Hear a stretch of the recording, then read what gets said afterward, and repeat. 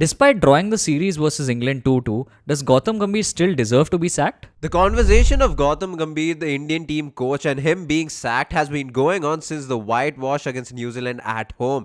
And the conversation still continues even though we've tied the series against England in England. But this is where it's important to look at each series since he's become the coach individually, to look at the forms of the batters and the bowlers, and to even understand the dynamics between the captain and the coach. Before we do all of this, hit the subscribe button. The first thing to keep in mind is that this is not related to Gautam Gambhir's white ball setup, because there he's performed well. He's won the Champions Trophy for India, and all in all, it's very early on in that place. However, when we look at Test cricket, Gautam Gambhir has played a couple of series at home, and he's also taken India to Australia as well as England. Keeping this in mind and seeing the overall performances of India in the last year and a half, it is important to look at each series objectively to see where Gautam Gambhir stands. The frustration comes from the fact that under Rahul Dravid, India had a much better Test record. In the 24 Test matches that we played when Rahul Dravid was our coach, India won 14 of these matches, lost just 7 and drew 3 games. The record at home was impeccable. India won series against England as well as Australia amongst other sides. When it comes to the overseas tour, of course India did not play England or Australia at this period, but we played in South Africa and also West Indies. While India did go on to lose that initial series versus South Africa in South Africa,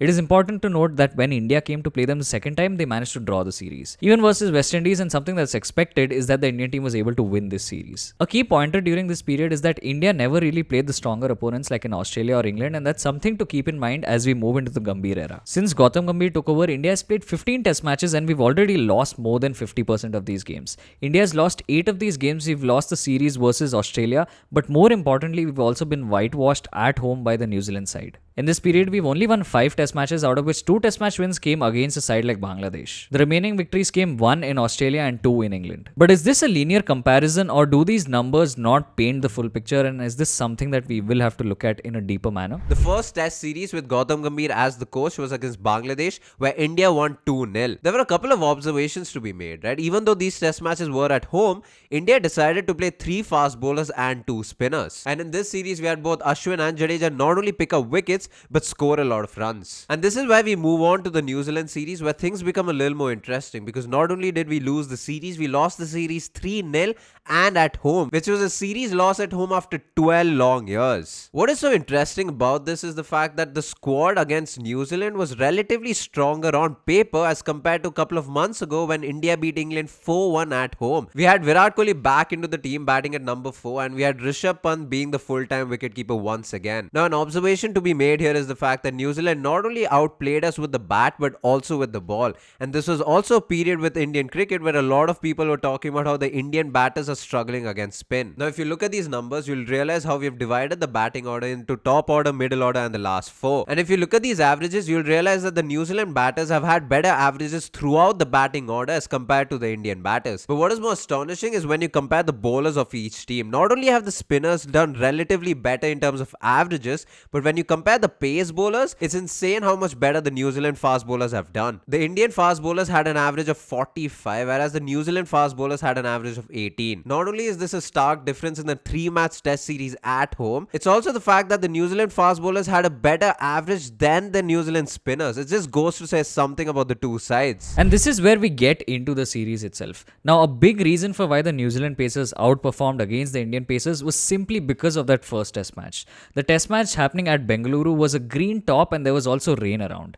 What India made a mistake on was the selection that they made in this Test match. Unlike New Zealand, who played 3 out-and-out pacers, India just played the 2 pacers and in fact took a bit of a gamble, or just a horrible selection, in terms of them playing 3 spinners. This of course was India's outdoing, especially because of the fact that they were 46 all out in their very first innings, and apart from that, the New Zealand pacers made use of the best bowling conditions and got 17 wickets in the Test match. And while this would have been the first point against Gautam Gambhir's style of selection when it came to the squads that he was picking, Rohit Sharma clearly pointed out that it was his mistake and his wrong reading of the pitch as to the reason why this kind of 11 was selected. But even if this was a wrong reading of the pitch, it was a bit of a surprise because India were ready to play 3 pacers against a side like Bangladesh on pitches that weren't nearly half as conducive. Keeping that in mind, for India to not be playing 3 pacers here when you had favourable conditions was just a little bit odd. One plus point here, however, and something to talk about in terms of Gautam Gambhir's role, was the bringing in of Washington Sundar. While Ashwin was having a little bit of trouble getting into rhythm, it was a little bit of a surprise that Washington Sundar came in. However, it was something that seems warranted because Gautam Gambhir had also been responsible for bringing in Washington Sundar in the white ball setup. Gambhir Gambhir also in that period talked about his love for all-rounders and the importance of such players in the squad. Keeping all of these things in mind and joining the dots, it does make sense for Washington Sundar to have come in from that second test in the New Zealand series. And straight away, Washington Sundar was able to repay Gautam Gambhir's faith. In just the 4 innings that he bowled, he got 16 wickets at an average of just 14.1 and was the highest wicket taker from either side in that series. Despite Washi's efforts and India's overall efforts, they still went on to get whitewashed at home versus New Zealand, losing that series 0-3. Of course, what happened from here was the warranted criticism of both Rohit Sharma as well as Gautam Gambhir because it was an anomaly to lose at home. But something you need to keep in mind is that this was building up to something bigger, the Border Gavaskar Trophy, and the Indian batters were progressively getting worse as the BGT was approaching. Even if you see it through these numbers, you'll realize that from the England series in 2024 to Bangladesh to New Zealand, the Indian batters have just gotten worse and worse. And this was also glaringly obvious in their struggle against pace but also spin at home. Especially Rohit and Kohli, the two senior stalwarts, were struggling to get runs. And up until now, you can cut some slack for Gautam Gambhir because not only has the Indian team been struggling to perform with the bat, but even his selection of Washington Sundar back into that New Zealand series only did well for India. And this is why we come to the Border Gavaskar Trophy. First of all, talking about the team selection, there were a lot of question marks about Harshit Rana and Nitish Kumar Reddy and what they had really done to be selected into the squad. The selection of Harshit Rana is a bit speculative, but it won't be a surprise if there was an influence with Kolkata Knight Riders. And the selection of Nitish Kumar Reddy came as no surprise because both Harshit Rana and Nitish Kumar Reddy were looked as all-rounders, and Gautam Gambhir at that point had already talked about how much he wants all-rounders in the squad. Now, something to keep in mind is Rohit did not straight away fly to Australia with the Indian squad, because of which in the first test match there was a change in leadership. The batting order had to be shuffled a bit. Even though we went on to win the first test match, we saw Sundar being picked ahead of Jadeja and Ashwin, who himself did not have a great test match. Not only that, Harshit Rana makes his debut over someone like an Akash Deep, where you would generally like to play 3 out-and-out fast bowlers, especially when you're playing a fast bowling all-rounder in NKR who's also making his debut. Despite India starting off brilliantly and winning that first test match, we still went on to lose the series from there 3-1. Now, something that's important here is to understand the kind of squads that were picked and whether or not they were balanced in the first place and how they even compared to squads of the past that had won matches here and won the series. In 2021, something that was a constant in every test match that India played was that we picked 3 specialist fast bowlers.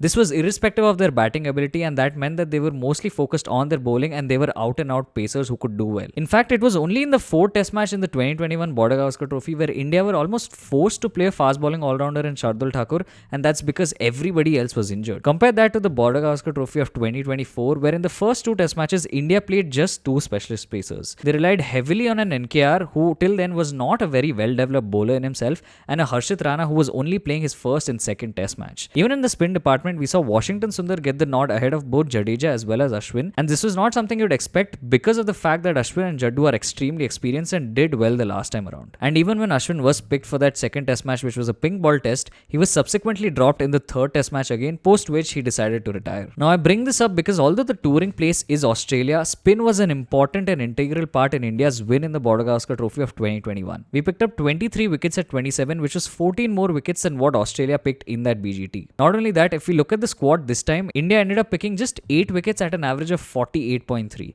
In fact, it was so bad in terms of a spinning performance for India that Australian spinners in the series got more wickets. Not only did they pick more wickets, picking up 11 wickets in that series, but they also averaged much better, averaging just 35 with the ball. And this is an important comparison because in terms of pace, both the times around the Australian pacers have obviously done better than the Indians. Having said that, despite the Indian fast bowlers coming close, you will remember that by the end of that series, Jasprit Bumrah was out injured. This is yet another series where the Indian batters failed to score any runs. Rohit Sharma comes back in the second test match, starts batting in the middle and then opens the batting, does not score in any of the matches and drops himself in the 5th test match. Even our number 4 with Virat Kohli struggled to score runs throughout the test match, especially after the first test match where he did get 100, but after that got no significant scores. In fact, the 100 where he scored in the first test match was the only time he got past 50 runs. Even though comparatively the Indian bowling lineup was on par with the Australian bowling lineup, when you compare the batters, the Indian batters, especially the middle and lower middle order, were abysmal. If you look at these numbers, you will realize that the batters in the 2024 BGT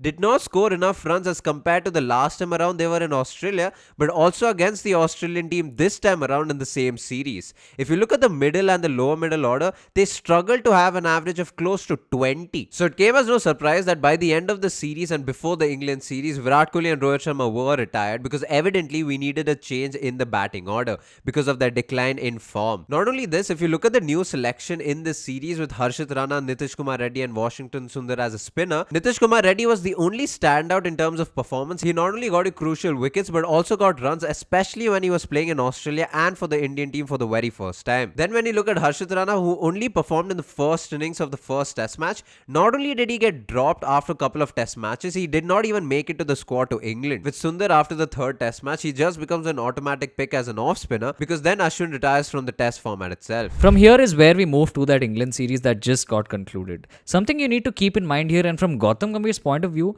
is that till now in his coaching stint in red ball cricket, he's only seen the worst of India's batting. Not only was India going into the England series without Virat Kohli and Rohit Sharma, but they also were missing Ravichandran Ashwin. And from there, it would be no surprise for Gautam Gambhir to put a lot more focus on strengthening and deepening the batting lineup. This is important because not only were India going to have a new captain, but they were going to have those vacancies, and it was a young batting lineup, a lot of players of which were going to England for the very first time. As for the bowling front, because India had fared decently, in fact almost on par with the Pacers of Australia, that would have been a less of a concern, especially when you have the likes of a Bumrah and Siraj in your lineup. One of the biggest things that came into scrutiny in this England series was the team selections. A lot of times we spoke about Kuldeep Yadav not being selected and the bowling combinations just being wavered to accommodate a larger batting lineup. However, if you compare it to the 2021 series, you will see that India more or less played similar bowling combinations and the number of bowlers they played as compared to the 25 test series. India usually played 3 pacers and all-rounders, be it one fast bowling all-rounder and one spinning all-rounder or just multiple spinning all-rounders. But something that we did see consistently except for that 5th test match was that India had 4 players who could bowl medium seam-up deliveries. The only visible difference was that in 2021 in the 2nd and 3rd test match, India played 4 out-and-out pacers. However, the only reason they could do this was because their batting lineup, especially that middle order, was packed with experience.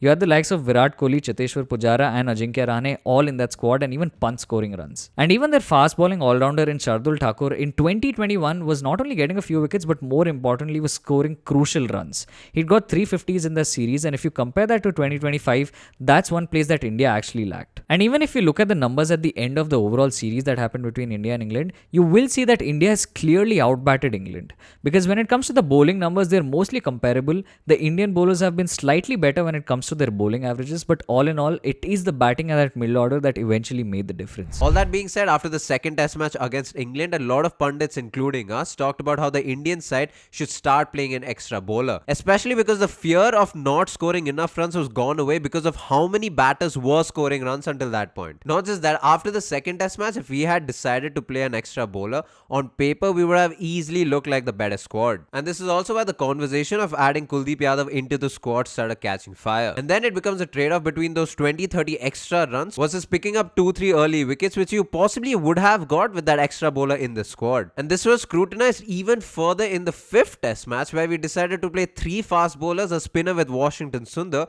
and someone who you would have to consider a batting all-rounder with Jadeja. Even though we went on to win that test match, if you look at the workload the 3 fast bowlers put in and how tight it actually had gotten till the end, think about a possibility where the squad had an extra bowler. All of the 3 fast bowlers could have been managed very well, and you would have possibly got early wickets with that extra bowler. And this is where Gautam Gambhir's stubbornness came into the spotlight. While you do understand that leading up to that England series, Gautam Gambhir had only seen batting failures, after the fact that in the first 3 test matches he saw the Indian batters, especially the top and middle order, bat extremely well, could he have not gotten in that extra bowler? To have that openness to be able to take that risk and go on to win the next couple of matches would have been something that would have been declared as a good move, and something that a lot of people would have hailed irrespective of the result at the end of the series. But this also becomes extremely subjective because you also need to take into account the captain-coach relationship. Shubman Gill being a really new captain, you would expect Gautam Gambhir to have a lot of input, but how much of it ultimately was Shubman's decision versus how much of it was influenced by Gautam Gambhir, this is only something that someone from inside the team can tell us. And so if you take a step back and look at it objectively, Gautam Gambhir has been a coach with 2 captains. Firstly Rohit Sharma and secondly Shubman Gill in the England series. While with Rohit Sharma mostly you've seen a passage of failures, with Shubman Gill in his very first stint as a captain, India has been able to manage a draw 2-2 versus England in England. This is a feat that very few Indian captains have achieved. And so from that perspective, you would think that it's important to give Gautam Gambhir, the coach, a lot more time with this new captain and this new management. And so it would be immature if Gautam Gambhir was sacked at this very moment. In fact, he should be given a couple more series at the very least with Shubman Gill, the captain, just to see how the synergy is and to see if this team is on to bigger things. Now, this has been a video on Gautam Gambhir and if he should be sacked as the Indian team coach. If you've enjoyed this video, like, share and subscribe, all that good stuff. Hype up this video by swiping the comment section to the left. If you haven't followed us on Instagram or Twitter, do that too. The links are in the description. Thank you so much for watching. Peace.